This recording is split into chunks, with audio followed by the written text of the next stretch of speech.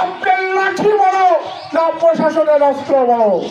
এই হত্যাকারীর সাথে জড়িত তাদেরকে দৃষ্টান্তমূলক শাস্তির ব্যবস্থা করতে হবে, এটাই আমাদের প্রত্যাশা।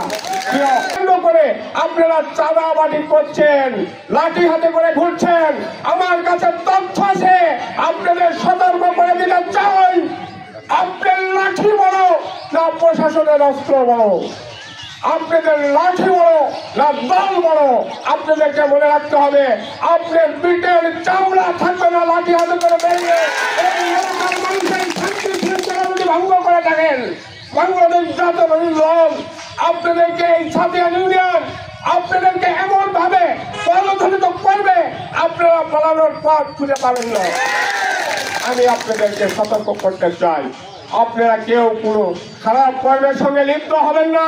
কৃষক তার কৃষিকাজ করতে দিন, বাড়িঘর রক্ষা করুন, আপনার পরিবারকে রক্ষা করুন, অপর পরিবারকে রক্ষা করুন। আপনাদের সকলের দায়িত্ব, আমার দায়িত্ব, এই এলাকায় কোনো অঘটন ঘটাবেন না। আর যদি ঘটান, পরিণাম কিন্তু ভালো হবে না। আপনাদেরকে সাবধান করে দিতে চাই। এই শান্তি সমাবেশ থেকে শান্তির বার্তা দিয়ে আপনাদের আমি বিশেষভাবে অনুরোধ রাখি, দল মত নির্বিশেষে, আমি শুধু বিএনপি পরিবারকে বলবো না, আওয়ামী লীগ, জাসদ, অন্যান্য দলের নেতৃবৃন্দ আছেন, আপনারা সকলেই মানুষ, মানুষের সেবা করবেন, মানুষের ভালোবাসা নেবেন, এটাই আমাদের প্রত্যাশা।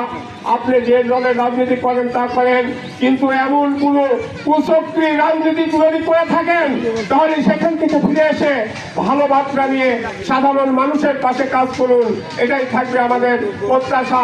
এবং শান্তি সমাবেশ থেকে আমি ঘোষণা দিতে চাই, আপনারা যদি কৃষিকাজ করছে, তামাক বা ইত্যাদি ধান, পাট, ঘর, বাড়ি, আপনারা কেউ কারোর ঘরের জানলা বাড়ি দেবেন না, আপনারা কেউ কারোর ফসল কাটবেন না, কেউ গরু বিক্রয় করতে গেলে চাঁদা নেবেন না।